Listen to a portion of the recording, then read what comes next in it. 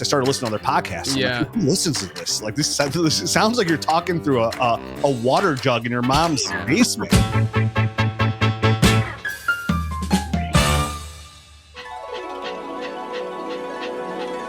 This episode is sponsored by DraftKings. There's no better way to lock in your fantasy dominance early than with Best Ball on DraftKings, where you draft once and ride your roster all season long. And right now, DraftKings is giving all customers a can't-miss offer. Draft one, get one. Enter a lineup in the $15 million Best Ball contest for just $20, and you'll score another Best Ball ticket to play free for a share of that $15 million, giving you a second shot to win big. It's easy. Just draft your dream team once, no weekly management required, and let your top scorers automatically start each week. Across the whole season, every breakout star, every clutch play, every touchdown will count towards your quest for a share of $15 million. I'm drafting over there all the time. It's an absolute blast. So download the DraftKings Daily Fantasy app now to draft your $20 Best Ball lineup to play for a share of $15 million and get a second ticket to play free for a share of that $15 million. That's two chances to win big without ever setting your lineup again. Draft one, get one, only on DraftKings. The crown is yours. Gambling problem? Call 1-800-GAMBLER. In New York, call 877-8-HOPE-NY or text HOPE-NY to 467-369. In Connecticut, help is available for problem gambling. Call 888-789-7777 or visit ccpg.org. 18 plus in most eligible states, but age varies by jurisdiction. Eligibility restrictions apply. Void where prohibited. One per customer. Enter the Best Ball $15 million headliner contest by 9/4/25 to get one bonus entry. $20 entry fee required. Reward expires in 30 days. See terms at DraftKings.com/NFL-best-ball. Sponsored by DK. Now back to the show.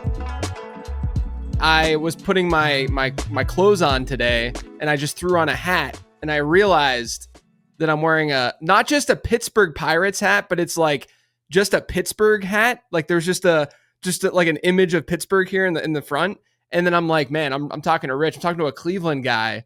Well, I feel like I'm not being very inviting and welcoming here. Hey, that's fine. I literally just put away my Pittsburgh Pirates t-shirt.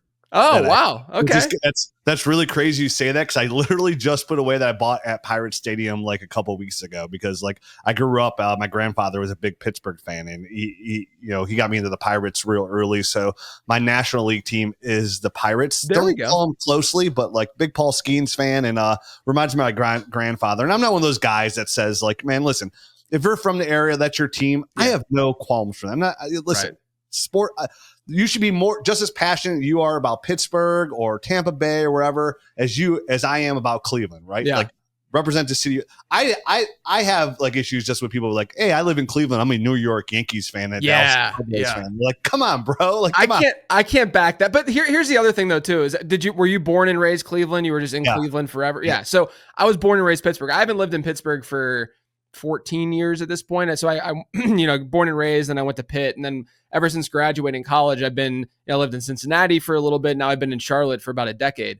But to me, like Cleveland and Pittsburgh both are the kind of cities that it is just in your blood when you were born and raised in that environment.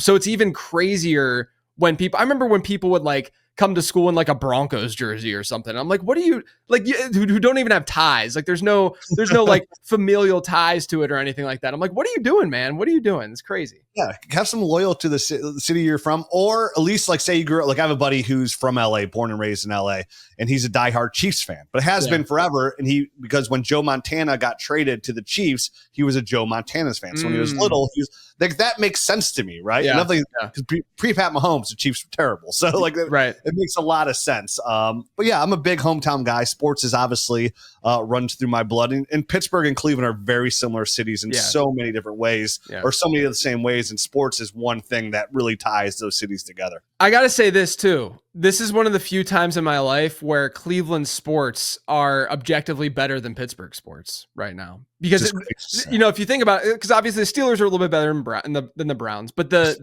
and then, but like the Cavs are good, and the Penguins have been horrible, since they've won their back-to-back cups.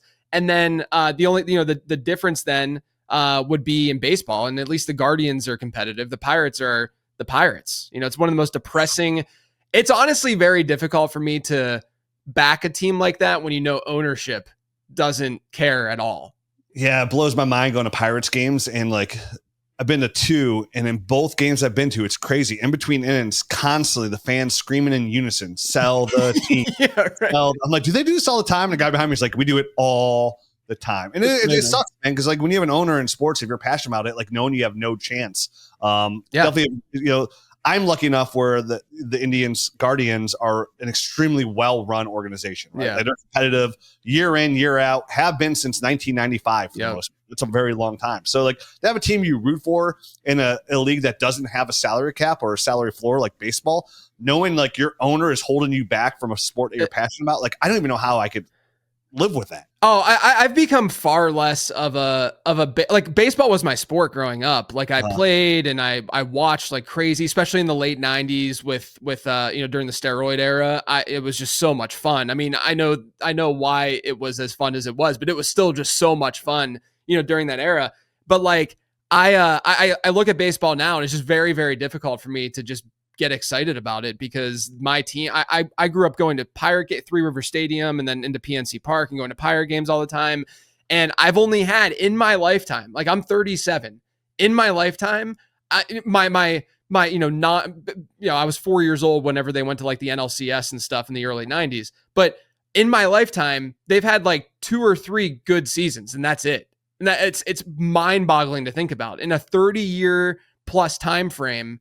It was the 2012 range or what have you when McCutchen was there and they were able to beat the Reds in the wild card game and stuff like that. But like, it's depressing. It's very, very depressing. It could ruin the sport for you. Like I said, it makes baseball not feel like, why am I going to watch it? Same thing. As much as passionate I am about like the Guardians, like I got Guardians tattoos, Indians tattoos on me. It's like, they're really bad. Baseball is a hard sport to watch. It is, exactly. Bad, right? Yes. Like it really is. You're like, what am I doing? Like you're literally just wasting your time. Yes. Love it when you're good or competitive, but bad sports. And at least in football, teams turn it around. And if you get a franchise quarterback, then all of a sudden you have hope and stuff like the Pirates are, you have arguably the best young pitcher in baseball right now. And he's not going to be on the team in X amount of time. It's just the reality of the situation. It is. And it makes it just as sad. Like, dude, I got one of the best pitchers to come out. Like there's like young pitching is not being good in baseball for a while, right? Like you go back to like Steven Strasburg for the Nationals and like he blew his arm out and all these young guys blow their arms out. And then you finally get one that's like a superstar and you're sitting there going, yeah, he's leaving first time. Like he's out of here. It's like he's gonna be gone. It's really, really tough. All right, so we've touched on a little bit of your background of who you are, being a Cleveland guy, but there's obviously a lot more to it. I like to start these perspectives episodes with just sort of a rundown of the guests' background within the fantasy space. So let us know how this all started, why you got into it, and why you're doing the Dynasty Nerds thing.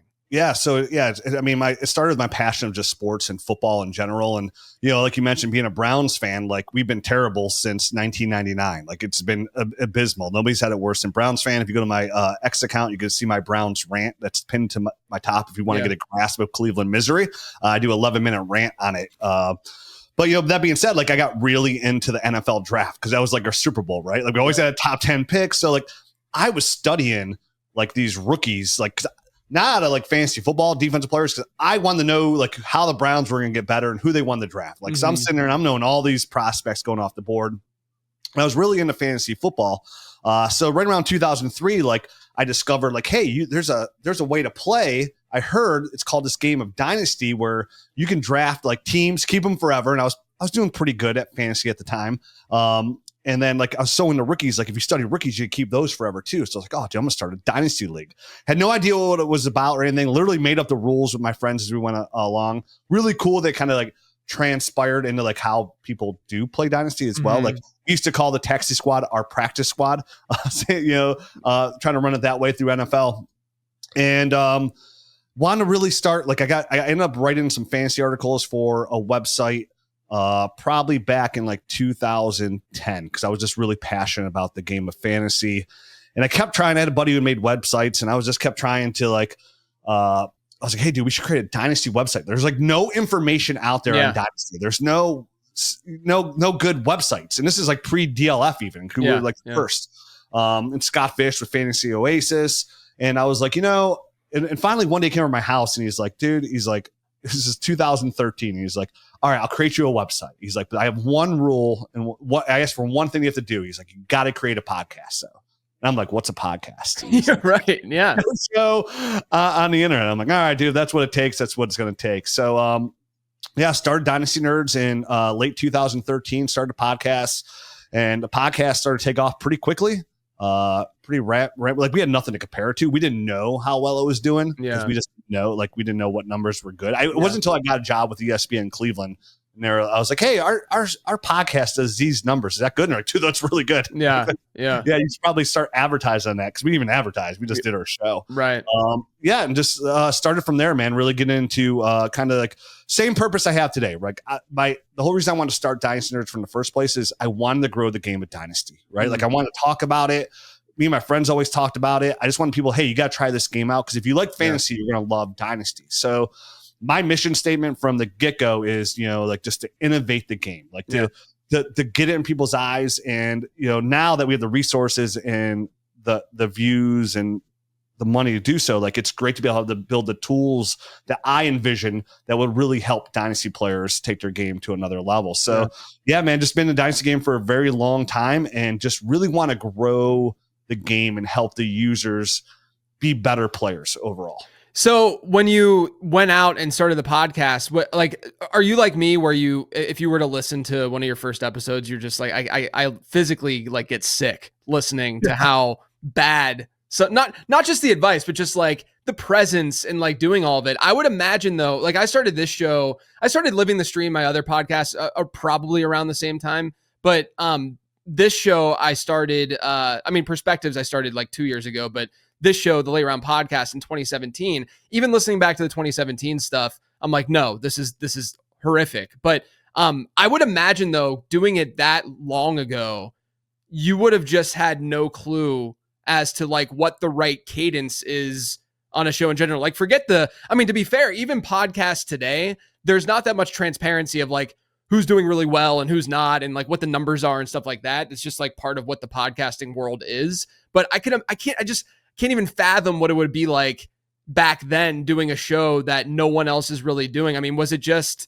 I'm assuming it was just incredibly difficult.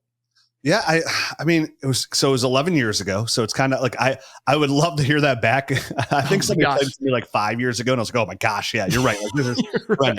But at the same time, just like most people, like I don't like hearing my voice. I think my voice is terrible. Obviously, I sometimes speak with a lisp. I don't like seeing myself. Like I was on TV for a little while, and I was like, dude, people are like, oh, you want? Like, I don't ever watch it. 0%. I hate it. So yeah, going back then, I think I remember hearing it like sometime back, going, yeah, that was abysmal. The sound quality was really good, because that's something like. When we started listening to when I figured out I had to do a podcast, I started listening to other podcasts. I'm like, who listens to this? Like this sounds like you're talking through a water jug in your mom's basement. Right. So like the number one thing we did, like, and what we try to always do is like, we're going to do it. Let's do it right. Yeah. Like that. Yeah. So we did put a lot of research, like in time and testing into equipment to make sure, or at least what we were saying and how like our cadence or going about it wasn't perfect, but like we wanted to make sure the sound was professional. Yeah. And that came across well, because, and honestly, that could have been one of the reasons why our podcast probably took off and did well. It's like, hey, this is something I can actually listen to. Like now it's like just everybody expects it, right? Because it's a new thing. Like your picture camera is like 4K high quality. Your microphone is grade A. It's like, and everybody can do that off of Amazon now. And back then, Amazon didn't even exist, right? Right. Yeah, man, it is. It's hard to like look back in some of those years and watch the growing process and see how like raw you were in it. But with that rawness also came what I would appreciate too. I think probably for you and most people, it's like those early stages is like, the passion is so strong. Yeah. Right? Yeah. Look at me, look what I'm doing. Like I'm finally doing this. Like, there's a lot of stuff in going into like putting out a podcast and stuff. And that passion inside of you is like, what's going to drive you to where you need to go. If you can, you can maintain that. But like, I would like to go back to hear like, the terribleness of us trying to run a show. But like, I would love to hear my takes and see how like I felt back then 11 years ago as well. Yeah. My thing too is that like, if you're not looking back at old takes and old things that you did and how you performed on a podcast, if you're not looking back and saying like, yeah, that was terrible, then you're not improving, right? Like you're not getting any better. I remember the first ever show I did, and some people still to this day remember this. This is back in 2012, I want to say. And it was a really, really small podcast. And but I'd never gone on a show before. And I'm not like a big drinker or, even like I'm not one who would like, take the edge off with a beer or whatever. But I remember before I went on the show, I slammed 2 beers. I went into this giant closet because I was so nervous. I was just so anxious. And, you look back at that though, and like the more reps you get, the more comfortable you get. And that's just all a natural progression. But the audio thing I think is really important too, because to me, that's one of the main reasons like the fantasy footballers did what they did with like their audio is just out of control because they all have that kind of background. Like they actually understand, what goes into that and why it matters and they could optimize for it. And that's one of the reasons of many, they're all very good at branding and all that as well. And they have great content, but that's one of the reasons why they were able to stand out, I think, too, is because around, what I think they started maybe 2015, 2016, but like. No, they started same time we did. Because I love getting the comments going because we've had the same intro for 11 years and people are like, oh yeah, dude, way to steal the footballers intro. I'm like, dude, we've had the same intro since 2014. We started right around the same time. Like, I think we started a little bit before the footballers. Like, if anything, they stole from us. You're right. That's why. Like, that means it carries weight. It really does. Like, all those intangibles mean something, right? Yes. Like, same thing. You can have a really strong camera and mic and really good voice, but if your takes are terrible, nobody's going to listen. Right. The opposite is you get really strong takes, but like, if you're like mundane and boring and like your audio is bad, people aren't going to listen because there's definitely nowadays, right, JJ? There's a million options out for you to go ahead and find information on. 100%. So obviously you've been focused on Dynasty a lot. What's your mix in terms of Dynasty and redraft? Like whether you're talking your analysis or just the leagues that you play in, I know you're probably heavier Dynasty, but what does that look like on a year-to-year basis? This nowadays it's predominantly just Dynasty. It really is. I have my couple redraft leagues that I've been playing in for like 30 years. I have those that I still play in. But now I think over like the last 5 years, it's pretty much strictly Dynasty. I was doing redraft stuff, like being, the popular of the show and stuff, like opened a lot of doors for me for like opportunity. Like I got a job with like ESPN Cleveland for a couple of years. I have my own show, radio show on Sundays, but redraft, right? I was on there's a local TV show that's real popular on the same network that the Indians play on, and I was able to do that on TV for a couple of years as well. Again, strictly redraft. I had opportunity to write from like magazines over the years early on.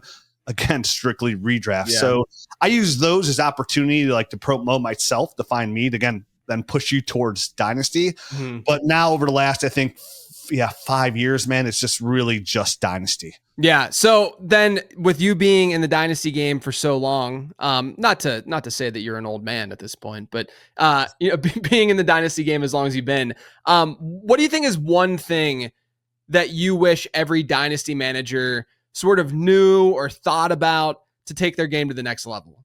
Oh, man, there's so many things. There really is. There's so many things I feel like, like if you see me at the expo every year and I listen to my podcast, I pound the fact of like what I think the importance of having one of those elite tight ends, like to get like the Trey McBrides, the Brock Bowers is something I always try to focus on if I can, because definitely in Dynasty where like over years teams like, you have the bottom teams, the top teams like that. That's a one small position that can give you nobody else can have that, right? Because there's only a couple of those guys anyway. So like, and we did our show, over the last 30 years, there's only been 22 tight ends over the last 30 years that have had at least two top 6 finishes in fantasy football. 22 in almost 30 years, right? Crazy. So that's one of the things I talk about. But I think the biggest thing that people lose sight of in Dynasty that I would kind of hammer on is like, when you find yourself in the window of opportunity to win, to go all in and try to win. I think people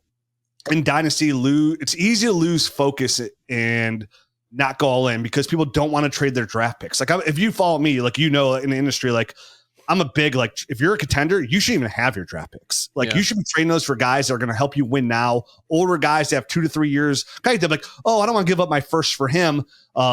He's only got like 2 years left. Oh, you mean 24 months, 2 fantasy football seasons where you can win back-to-back championships and be a legend in your league? 2 years? Like, knowing the fact that, we've done historical studies. If you are a playoff team and you pick either 9, 10, 11, or 12. You're in those bottom 4 teams. So your top 4 finisher in your league. Your first round pick historically has a 50-50 chance to be rosterable, JJ. Yeah. Not like startable, rosterable. Right. So like, I think too many people like focus on being paper pretty. I'm like, dude, my team in a couple of years is going to be unbeatable. Like, I've been playing this game for 22 years. I've heard that a million times. It's come to fruition, I think, almost 0% of the time where those teams are unstoppable. So I think too many managers don't focus on going for the championship. Like, why do we play the game? We play to win, right? We want to win titles. I say it all the time. Like, nobody cares about how many times you came in second place. In my original Dynasty League, that's 22 years old, I've won it 3 times. And I've come in second place, I think 6 or 7 times. It's a lot. Like it hurts. It still hurts to this day. It's the only thing I really want to win. But like, I'm not gonna sit here and tell my grandkids like, Grandpa, why you're Dynasty Nerds? Like, why is your name only on the trophy this many times? Well, grandson, I came in second place 12. You don't care. I don't care about that. So I think when you have an opportunity, because those windows are small. Yeah. Let alone in redraft, but definitely in Dynasty where there's so many things change on a constant basis that could set you back. If you find yourself in a position to win, whether it be by surprise or you set yourself up there, try to make sure that you give yourself the best odds possible. Even if your Dynasty lineup looks fantastic, like trade away those seconds for old depth, just to have depth. Like, put yourself in the best position to go all in. I say what's an overpay today could be an underpay tomorrow. And sometimes it's on rookie prospects, but sometimes it can be on older players as well, because they got you where you needed to be, which is the top, right? Like, would you rather have a 50-50 gamble on some rookie, or would you rather have the championship in your league, right? For one player, 100% the championship. And I think too many players these days, not too many, but a lot of people, they're like, oh, dude, I can't give my first. That's an overpay. Like, says who? Right. Who says X?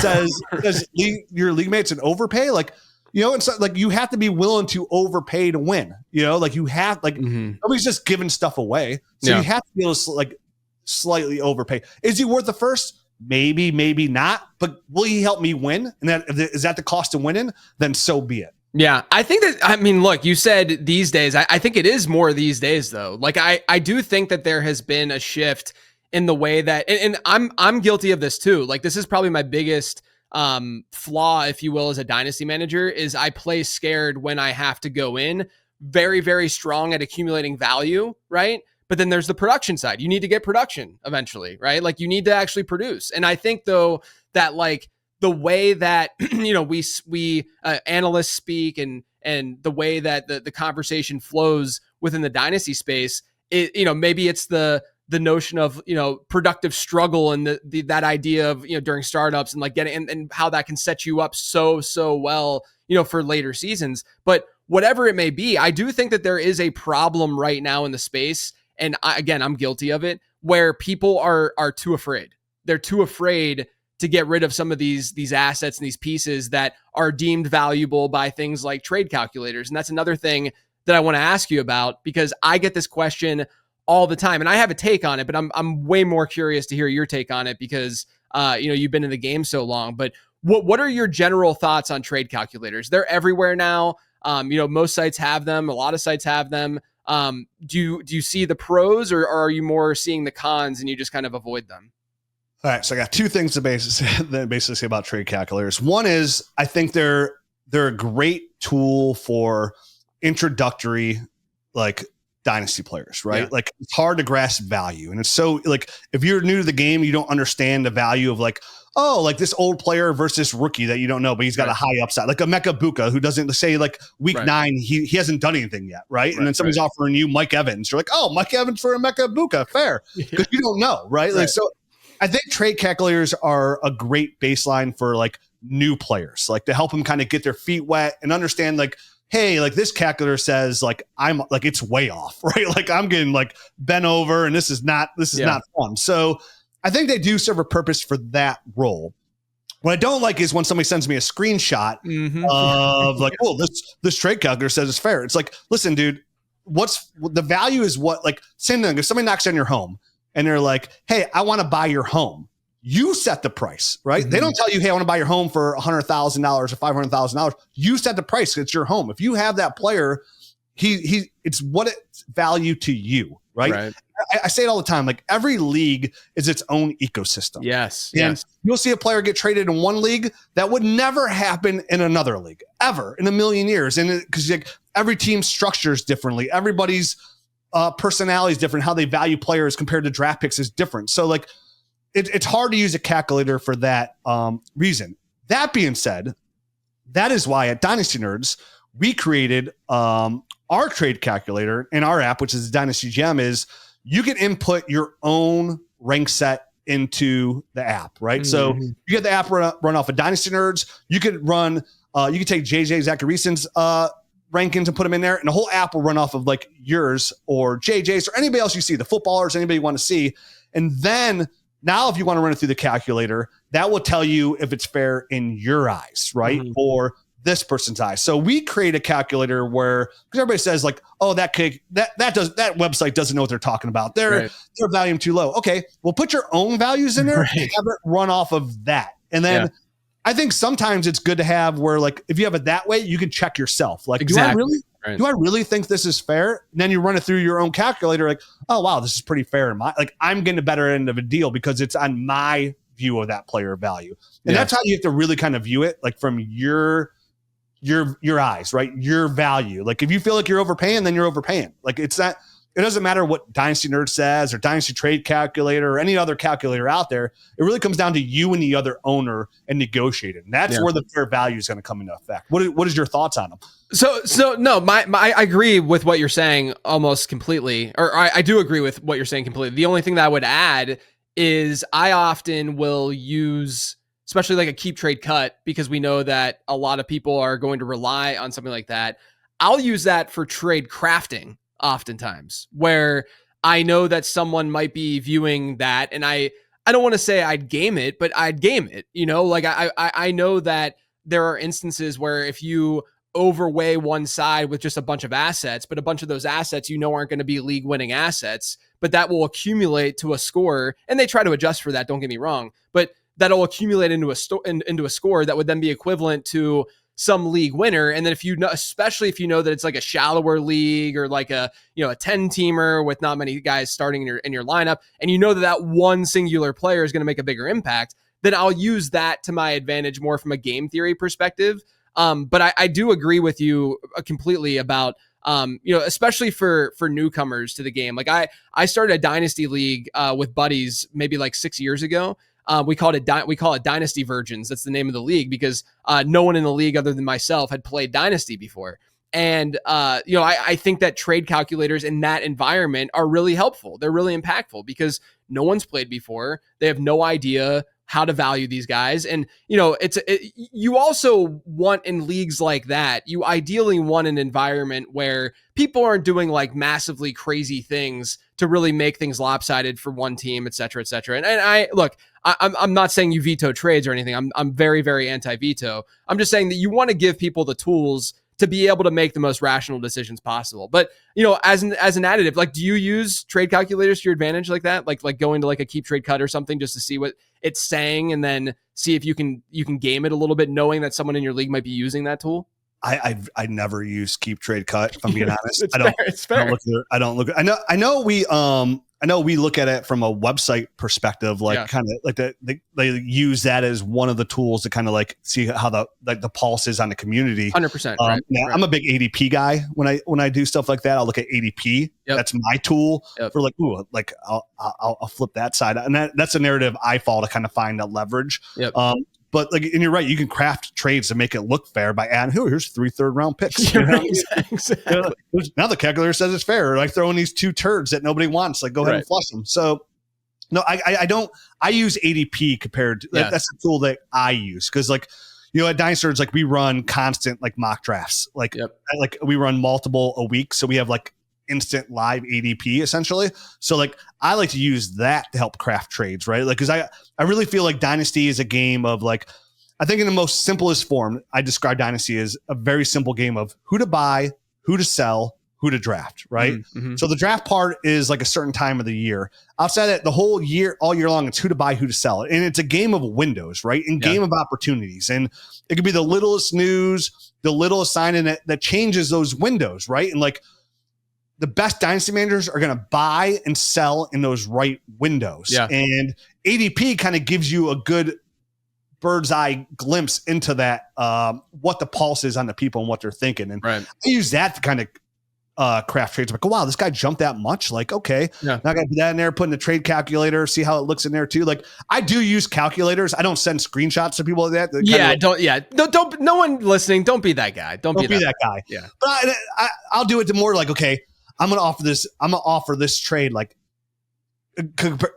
something I saw on X. Like same thing. I use X as a gauge as well. I see what everybody's talking about on X. Like, oh, this guy's hot on X. Like, I'm not a believer. Like, I can get under him. Okay, let me put this in the calculator and see if it's like, am I being ridiculous with this offer? Right. Sometimes I'll use it like, okay, this is like, I'm not insulting. Like a gut check. Yeah. Like a gut check. Exactly. Because like I send insulting offers at times to kind of gauge the interest. And some people are like, no, dude, absolutely not. And unfortunately, like I play in a league that's like, I'm in 30 dynasty leagues. I think 20 of them are like nerd herd leagues, which are like our dynasty nerds fans. But like they know exactly what I'm thinking at all times. So it's hard for me to get a slip one by them. Yeah. No, that's interesting. I think people will like that discussion because it's a question that gets thrown my way often, you know, how I'm using them or if they should be using them. And I think at least they get some nuance with that kind of answer. All right. So rookie drafts are happening right now. ADP, it's a little bit more concrete, a lot more concrete than it was, you know, immediately after the draft when a lot of these rookie drafts start. What's been the biggest surprise to you about drafts this year? As whether this is an overarching thing, you know, a bird's eye thing, or whether this is a very player specific thing? Yeah.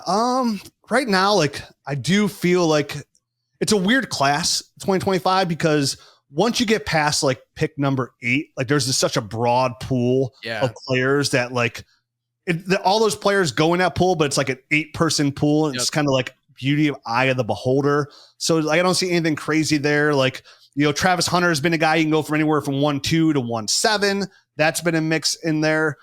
That's all pretty consistent. I think one thing I always think is kind of weird, and I see it again this year, is like Jackson Dart, for example. Like Jackson Dart's going like anywhere from 110 to like 2-1, and that's in Superflex. And I kind of said this as well, like how many opportunities do you have in Superflex leagues when you're a contender, like a legit contender, like pick 9, 10, 11, 12, and you have an opportunity to get a first round drafted quarterback? Like that doesn't present itself very often for you. Like it's weird that people still will let that slide by for like a tight end. Yeah. And listen, I like Colston Loveland's tape. I like Tyler Warren's tape too.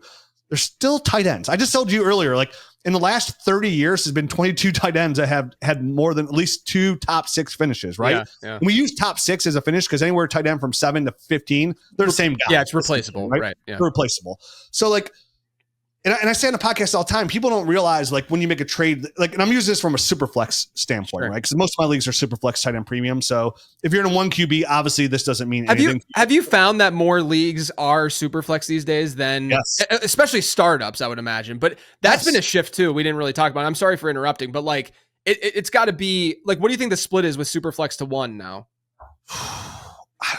All my leagues are super flex. Yeah, I know. That's what I'm saying. Like, I don't even think I'm in a. I think I might be in one single quarterback dynasty league at this point. I'm in my 22-year-old league is still that 1. Yeah. It's got to be the existing ones. I think all the new ones though are basically just all super flex. I think so too, and which is rightfully so. Because like if you want to have like in dynasty, otherwise like quarterbacks become so invaluable, right? Like Yeah, like you could why trade for one? You could literally draft a really good one in the second round or probably third round. So right. Sorry, I didn't mean to get you off track. Oh, you're right though. Like most leagues, like that's kind of the growing of the game altogether though. Like and same thing with tight end premium. You want to have like every player hold value. Yeah, right. Otherwise, like, and what it does is like you're speaking of rookie drafts, it makes your rookie draft so much more fun, right? Because then like Cam Ward, like you're like, oh dude, like. Because it is. What's the most shiny toy in rookie drafts? It's a running back, right? Yeah, like it's a one player you could probably plug and play and get instant success out of right away. It's why like, I always believe it should be the most fluid position on your dynasty roster because it's the one position you could draft and then plug and play and have a lot of success with. 100%. So like doing that by making tight end premium, making super flex, it makes your whole dynasty like league literally 100 times more fun because like the player values and the trades are so drastic. So the one thing about that is like the Jackson Dart thing is like, you don't have a lot of opportunities to get those guys. Even with like Cam Ward, like you're sitting there like, dude, I'm Mario Hampton. Like, oh, that's a running back. But like Cam Ward was just a number 1 overall pick in the NFL draft. Those guys, for the most part, have a lot of success in the NFL from a fantasy football perspective. Outside of a couple guys like, the dude, oh my God, for the Raiders, I forgot his name already. Jamarcus Russell. Marcus Russell, yeah. For the most part, though, those guys are successful. And when I try to tell people, it's like, yeah, I don't know. I don't want this guy. He's a quarterback. He's quarterback 18. He's a quarterback 2.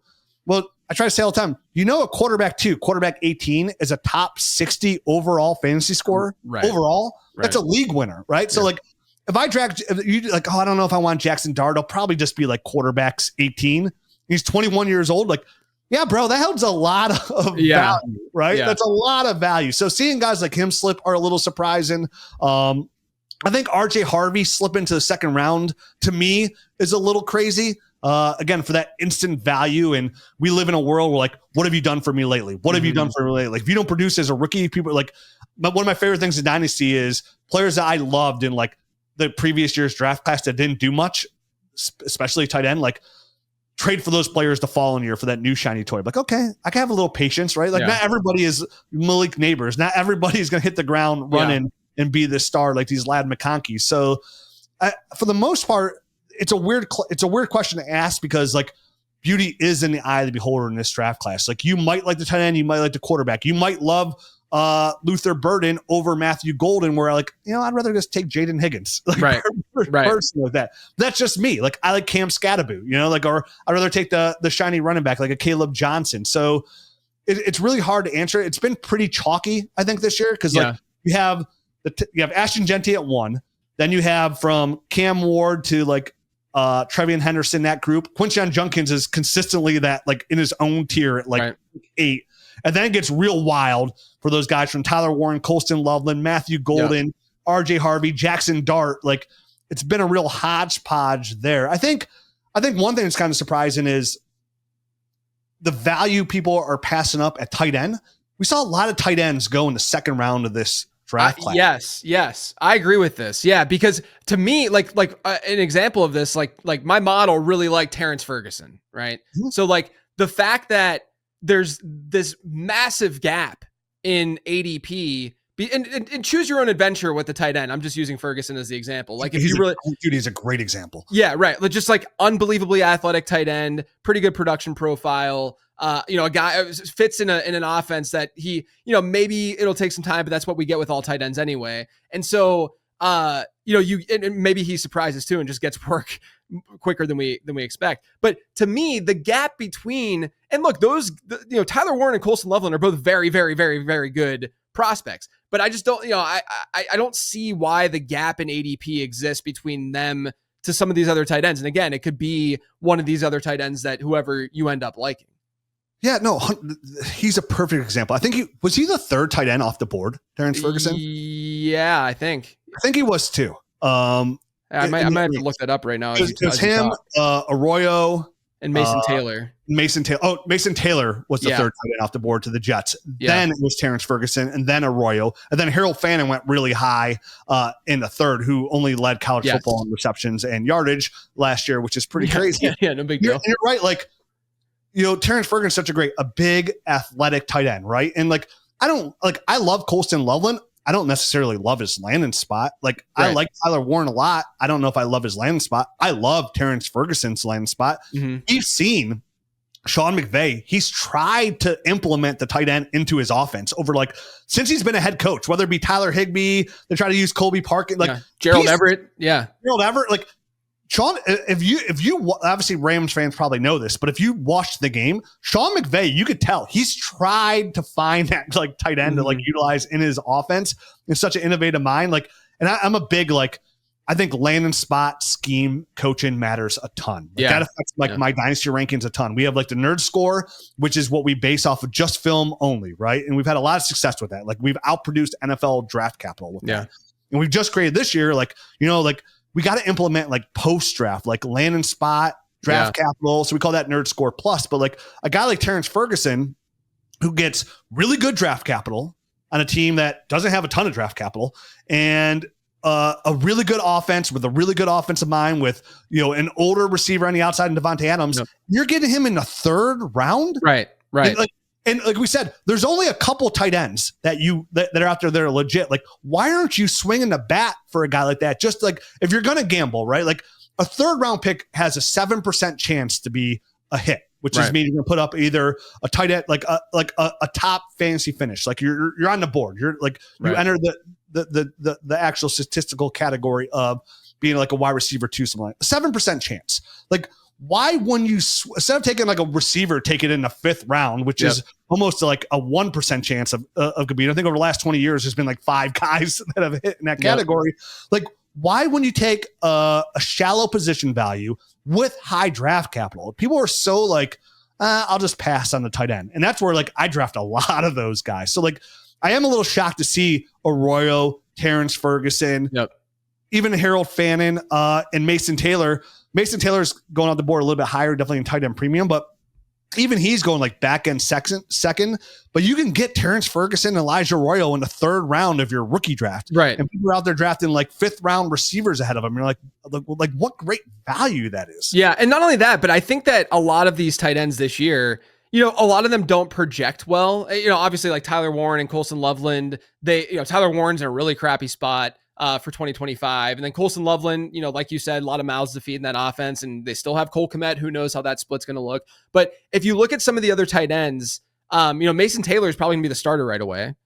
Terrence Ferguson might not do anything this year, but there's still at least an out for that. Even Harold Fannin, man. I mean, your Cleveland Browns, like, I see a scenario. You look at their slot receiver right now. What is it? Jamari Thrash, essentially. Like Stefanski's a 12 personnel guy. I would imagine that they picked Fannin from the perspective of they want to run a little bit more 12 and they want a little bit more versatility out of that set. And all of a sudden, Fannin could even be more relevant even in 2025 than what people are realizing. And so I think that is a really interesting takeaway, though, is that like the tight end gap, like I've noticed, and maybe I haven't thought about it like deeply enough, but like I didn't draft a ton of Loveland and Warren in my rookie drafts this season.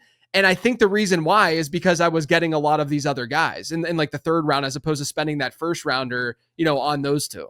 Yeah, me too. I'm in, like I said, 30 leagues. I have 0 Loveland, 0 Warren shares. Yeah. I got 0 because again, it's like the value wasn't there because I'm always searching for value. And to me, I knew, like you said, I can get that value later. Like you got like Harold Fannin at like 3.4, 3.5, where like we saw, like you said, Stefanski likes to utilize the tight end a ton. Yep. David Njoku's in the last year of his contract. We don't know if to re-sign him. David Njoku, who over the last couple of years has averaged over 13 points per game at the tight end position, which puts him in that elite category as it is. So yeah, man, like it's like finding value. And I think that's the one shock, like talking to you about it now, like thinking like, wow, that value there at tight end is so good in rookie drafts right now. People just let it slip by and slip through their fingers. Yeah. I know Terrence Ferguson was one of the dudes that my model really liked, and I ranked him higher than market. And I know a lot of listeners and consumers were drafting a lot of him.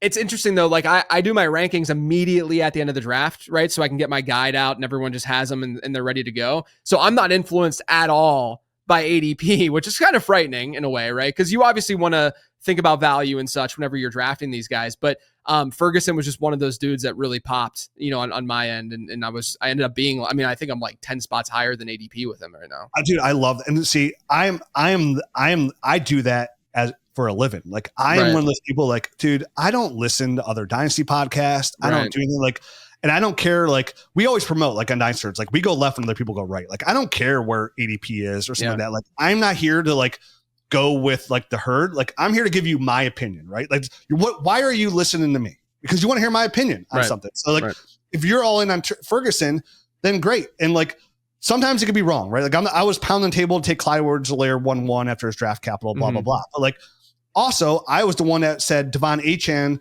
was one of the best running back prospects I saw for fantasy, and like I would take him like 4th overall. Yeah, I was the one last year saying, like, again, where everybody else wasn't going that way, I was like, dude, Ladd McConkey is such a good route runner. He gets open. He's gonna be a PPR machine, and like I would take him as like my 4th receiver overall. I would take him probably 5th, 6th range, somewhere in that range overall. And he capitalizes. So like, I'm with you. Like, I'm not overly concerned about like ADP. Like, I'm concerned about like what my eyes tell me and what I kind of envision for success. And I think it matters more from a rookie draft perspective to have that attitude, right? Like in a startup, you're obviously trying to extract ADP, and there's more instances where you're going to be able to do that, right? So it's a little bit easier to match ADP and kind of look at where things are at to say, oh, okay, I can wait another round to get this guy, and I'm just trying to extract value. You're not really able to do that in rookie drafts because, number one, they're going to be a little bit more unpredictable because the player pool is just not as big. It's not as vast. And so if you get a dude in your league or a woman in your league who wants to draft RJ Harvey, 105, and you were waiting on RJ Harvey, or you pass on him because you had 2 picks in the first round or what have you, then that's just the way that it goes in rookie drafts. You don't see that as frequently, in startups necessarily. But yeah, sorry, did you want to add to that? Oh no, yeah, and I agree too. Like the NFL draft, a lot of people will pivot off the NFL draft, not realizing these teams are drafting players that fit their scheme. Exactly. The tape, like I'm a big tape guy, right? That's my that's how I've kind of like made my name in the business, like just watching tape. Like what do my eyes tell me? Like I'm not smarter than anybody else. It's just like I just watch it and give my opinion. Like I don't know how you guys don't see what I see, kind of thing. You know what I mean? So like I think some people like lose focus on like NFL teams don't care about fantasy. Like they want a guy like listen, NFL GMs love speed. They love speed. So they're going to draft a guy just specifically because he could take the top off a defense, right? Like he's going to fit their scheme well. It's kind of like some people are like, wow, I can't believe Quinshon Judkins went ahead Trevion Henderson in the NFL draft. Well, Quinshon Judkins fits Kevin Stefanski's scheme better than Trevion Henderson. It doesn't mean he'll be a better running back necessarily. It's just he fits that scheme better. And sometimes people will let players like that, like when you see like a John Ross go top 10 to the Bengals and people are like, oh, top 10 NFL draft capital. Like, meanwhile, the tape tells you, oh, this isn't a really good fantasy asset, right? Like the Darius Hayward-Bays, the John Rosses, guys along those lines. So I think sometimes as well, ADP could pivot like real quickly after the NFL draft because of that. And it does matter for something like a guy like RJ Harvey. Like it matters, right? For some people, but sometimes it could also have a negative effect as well on people's minds when they see a guy go like Savion Williams goes in the 3rd round to the Packers. Like, oh, wow, 3rd round draft capital. Like, listen, bro, don't do it. Don't do it. 100%. Yeah. I mean, there's an inverse correlation in the early rounds of drafts of wide receiver speed and them being basically wide receiver speed inflates that those players and they get overdrafted. I want to talk about some individual players in this rookie class that are a little bit more controversial. It sounds like you're in on RJ Harvey, that you're higher than the market, or you're getting a lot of RJ Harvey. Why is that? Yeah, man, it's RJ Harvey was somebody like I thought his tape was just okay. I was real negative on him because he was a 24-year-old running back too. Like that I was like, dude, he's 24 years old. He catches the ball well. He's got really good speed, but dude, he's 24 years old, and like it was such a strong running back class. It's like, okay, RJ Harvey kind of falls by the wayside, but I was really, really intrigued by who Denver was going to take at running back. And that meant a lot. Like that meant a lot to me. Like scheme and system matters. I've said over the years, like, is Alvin Kamara the best running back in the NFL? No, but his scheme and the system that he played in made him literally like the best running back since LaShawn McCoy. Right. And what he brings to the table and matching with that. Yeah. And that matters, right? So like when RJ Harvey goes in the 2nd round, then you hear other teams were like mad that the Broncos took him. Like that means a lot. I mean, Denver, Sean Payton, his running back magic, he's done over the years with guys like Darren Sproles, Pierre Thomas. Like he finds the juice in the running backs, and Harvey fits everything that Sean Payton wants. Yeah. And he's got no competition at all. Javonte Williams leaves. Audric Estime was he didn't even suit up in a playoff game. He's a one-dimensional back too. Yeah. Very one-dimensional. The other guy is like 5'8" Jaleel McLaughlin, right? So like RJ Harvey is the GOAT in that offense, which doesn't have a lot of weapons outside of Marvin Mims, and they just drafted Pat Bryant in the 3rd round. Yeah. And they have Cortland Sutton on the last year of the deal. He has a beast of an offensive line. They had like one of the best run blocking offensive lines in all of football out there in Denver. So like when I see draft capital, talent, and again, system and land spot, that perks up my ears a ton. And like one of my co-hosts, Garrett Price, he's like, dude, but you didn't have like, we know historically when you bump up players because of draft capital, it usually doesn't work out well historically. And I get that. I was like, but one of the reasons I'm drafting RJ Harvey, I want to take him high is, yes, he's 24. I don't see a long-term window there. But again, most running backs only live in this 2 to 4 year window for the most part. Everybody else is an outlier. And I think, again, too many people chase outliers in Dynasty as well, not realizing they're outliers. For me, What I love about RJ Harvey is he's got a great landing spot, right, in Denver. If you would have won the 4th round of Denver, it would have been a great landing spot, right? He gets a 2nd round draft capital in Denver. What I love about RJ Harvey is what he can bring to the table immediately to a contender, which is we're going to get him in that like 9, 10, 11, 12 range. But more importantly is what can RJ Harvey do for me after this year in season, the return that I'm going to be able to get on RJ Harvey. If he produces at a running back 1 level, which is what people are going to salivate over, a rookie running back who's giving you running back 1 numbers in this offense, like you're going to get, goes back to what I said with value, like the value on that return you're going to get on RJ Harvey if you want to trade him after this year, like kind of like a Bucky Irvin this year. Like look what Bucky Irvin did. I think RJ Harvey could outproduce Bucky Irvin's numbers last year. I think RJ Harvey has a chance to finish as a RB1 this year. And I think it's very strong because on touches, and touches matter in football, right? We saw a guy like right before Bijan got in Atlanta, Mike Davis, right? Mike Davis is the most jag of all running backs. He was running back 12 overall that year because he just got all the touches and all the catches. That's going to be RJ Harvey to the highest level possible. So like not only do you see a solid player that fits a scheme really well, who's going to get a ton of touches, I'm going to get him pick anywhere from 110 to 22 is where he's going. The return I'm going to get on that is going to be a 1st plus or a young receiver plus that's already proven. Yeah, I think that's really, really key to the discussion because the way I've sort of analyzed this is that Sean Payton's backfields usually see insane target shares. If you look back to 2011, which is usually where I date my data back to, he's had no worse than his backfield ranking 6th in running back target share in a single season, which is absolutely wild, right? It's crazy. Right. And so like that's 13 years worth of data and he's always top 6 in running back target share. And so I think that we could sit here and like maybe say, RJ Harvey's not Alvin Kamara in terms of his receiving skills coming out. But if you look at the backfield right now, it's Jaleel McLaughlin and Audric Estime.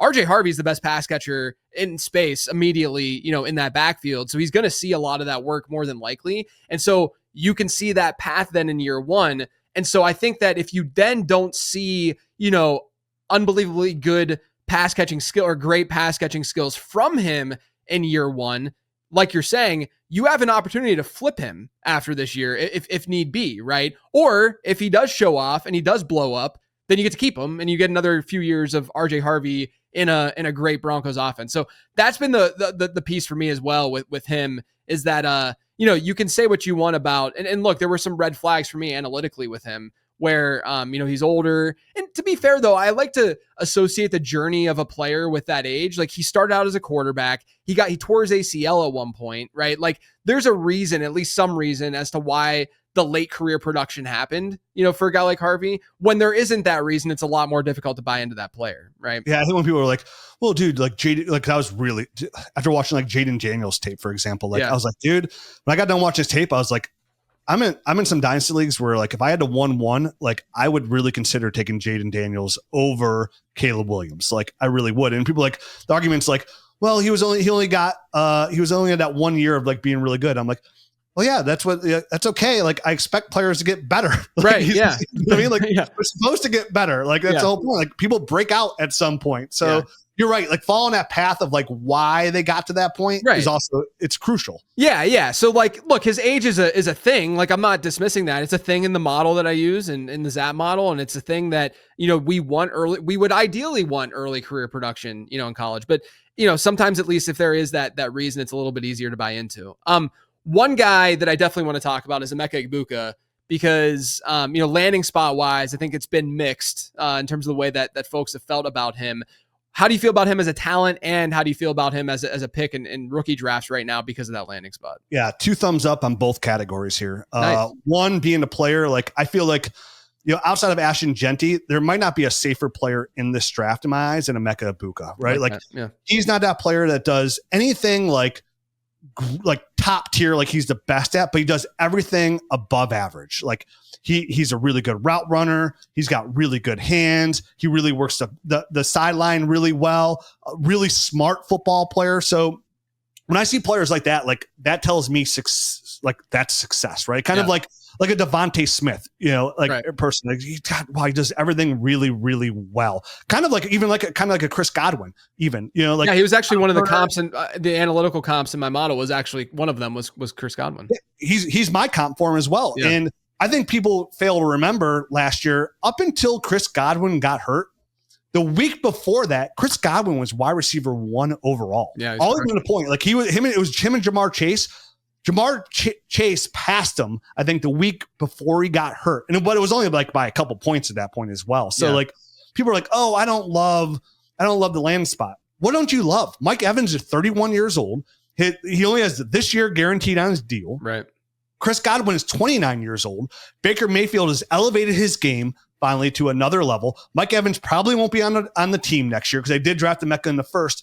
And Baker has shown in this offense he could support a high-end wide receiver that doesn't have those elite athletic traits like a Malik Neighbors out there or a Jamar Chase. He still can produce at a high level, kind of like a la like an Ahmad-Ra St. Brown would you probably like hope that Emeka Egbuka ceiling would be. So for me, I love the player because like this is a guy who can get open, which means he can get targets. He has sure hands. So for me, I like that in a prospect where I can come away and I feel safe, right? Like I feel safer about Emeka Egbuka than a lot of these other receivers. He's my wide receiver 3 in my rookie rankings right now.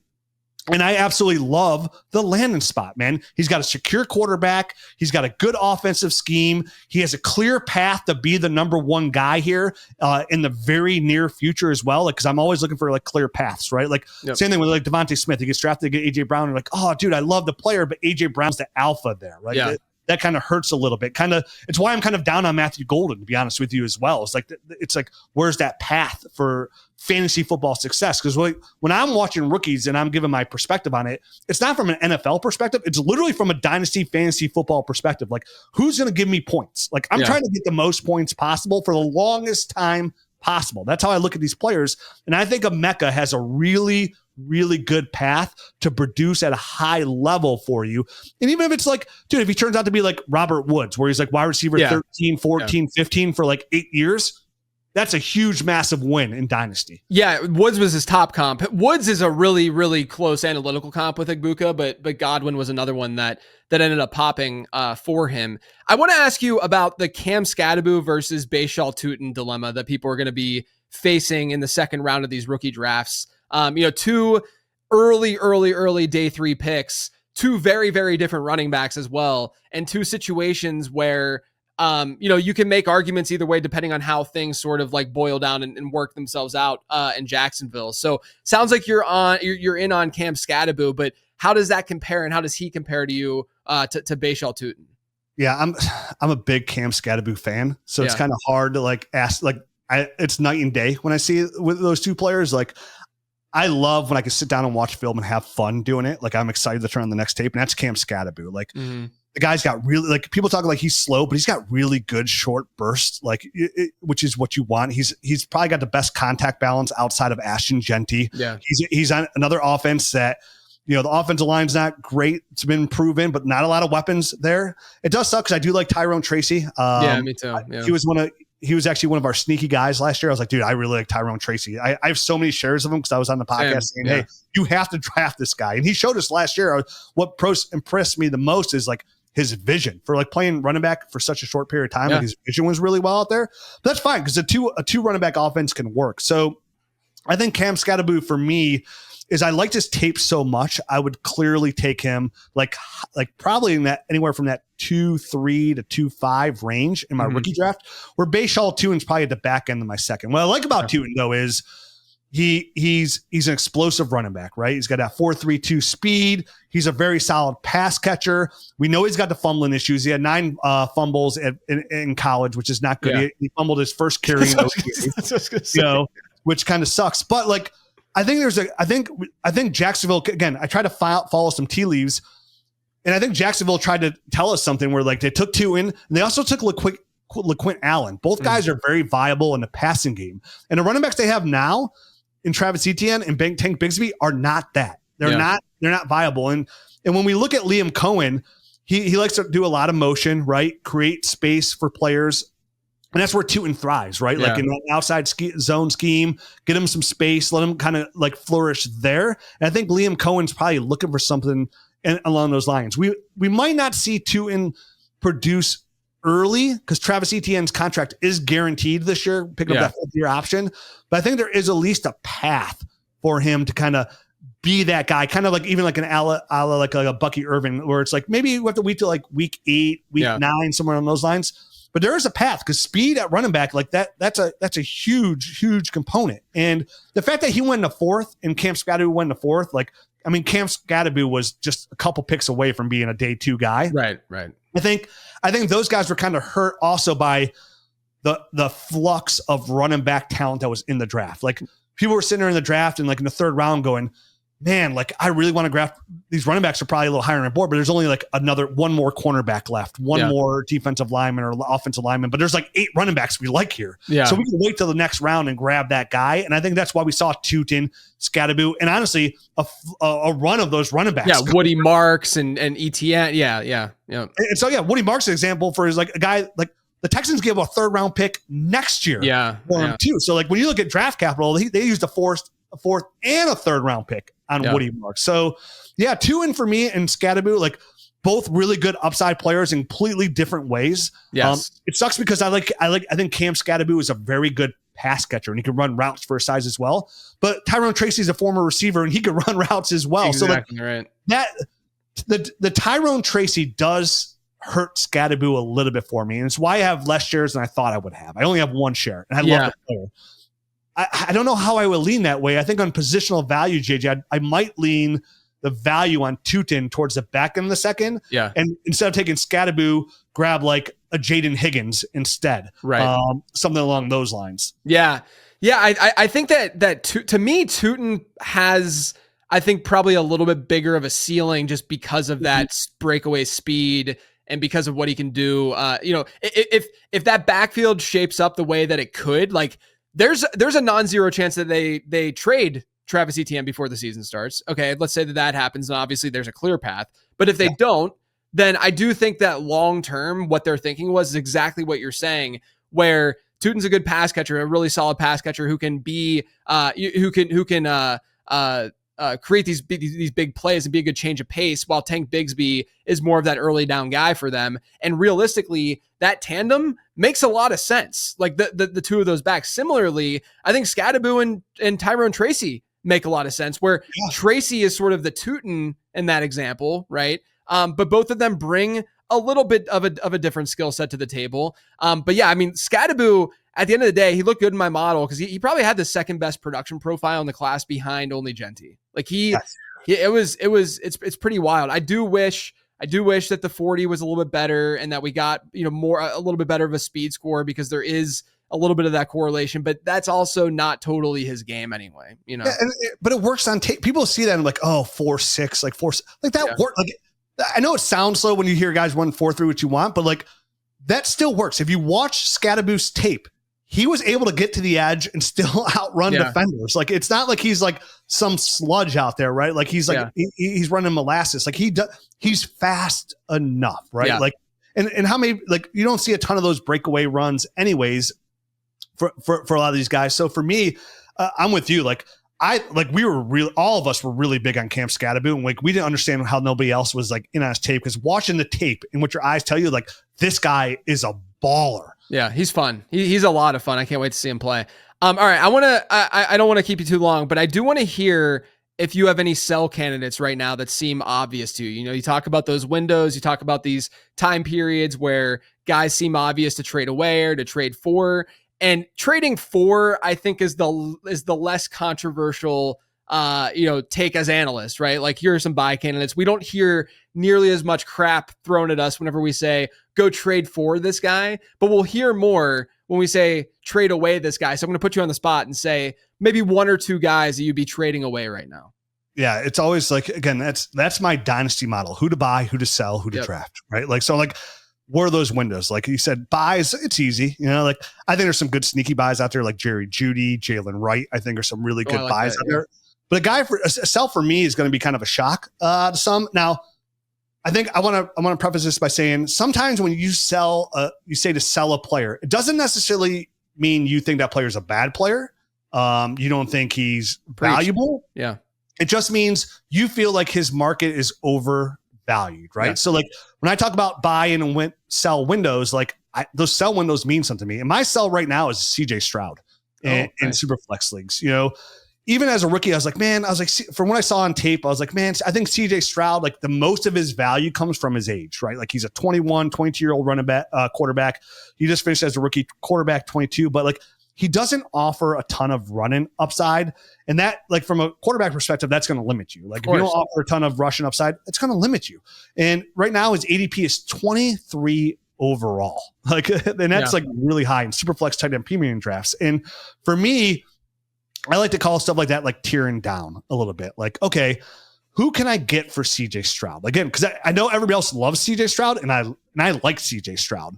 So who can I get? And one of the perfect examples I would say is like CJ Stroud is why I would say sell him is like you can go out there and get a quarterback that's going to probably perform if not equal to better than CJ Stroud from a fantasy football perspective, and then get plus. And my prime example is I'd love to see what his ADP is now. They just signed a contract extension. I knew you were going to go this direction. That was a perfect example to go. Yeah.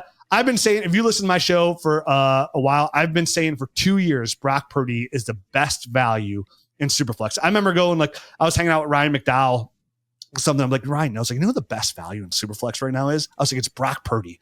Like, you can get him for like, he's going so late. People want to trade him because they think he's Mr. Irrelevant, but like the dude produces, right? Yeah.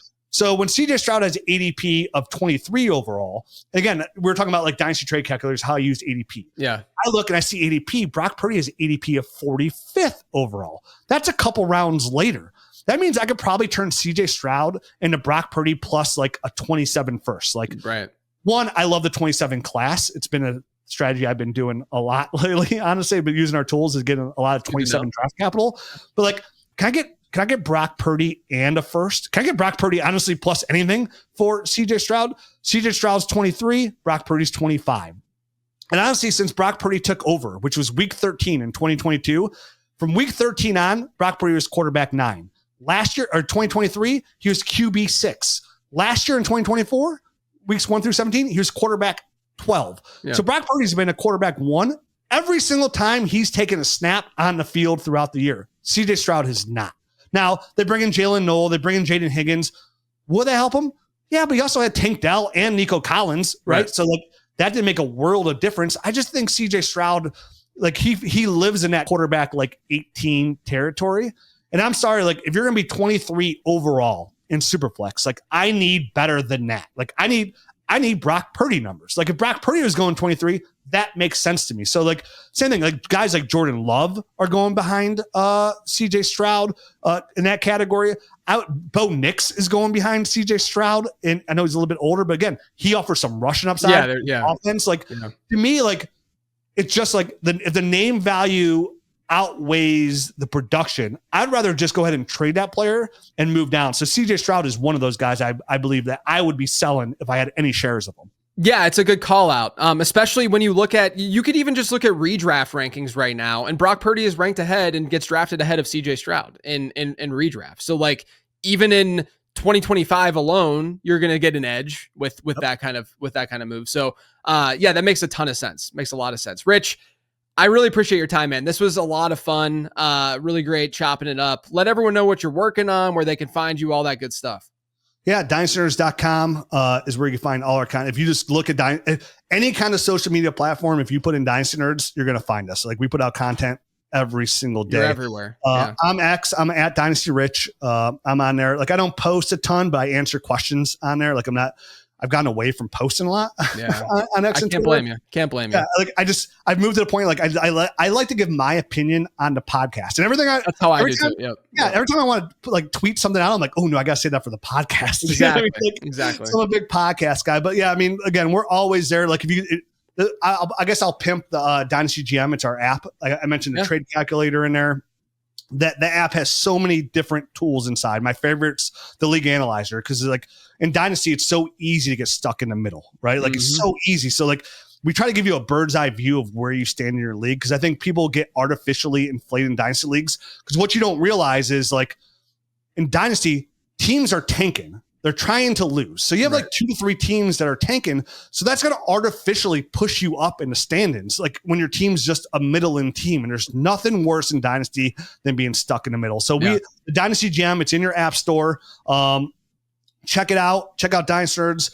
Again, our goal, like I said in the beginning, is like just to help you be a better Dynasty player overall and give you the best educated guess on the decisions that you want to make in a game that has a ton of variances, right? Like we just want to be right more than we're wrong. And for 11 years now, we've been right more than we're wrong. And that's what we're going to kind of keep striving to keep innovating. We have a lot of cool new tools coming out this summer. One thing I promise you at Dynasty Nerds as well is like, we're always innovating. We're constantly dropping new things in the app, on the website to make you a better overall Dynasty player. Yeah, that's awesome. You guys are doing great work. Great people as well. So definitely check them out. I'm on Twitter at LateRoundQB. Like Rich said, I won't be throwing takes out there super often. You'll find that on the podcast. So make sure you're subscribed. Also, the Late Round Draft Guide is available. So check that out for pre-order. That's going to launch July 1st. That's for redraft purposes, not for dynasty purposes, but check it all out over on lateround.com. Otherwise, everyone, enjoy your holiday weekend and thanks for tuning in.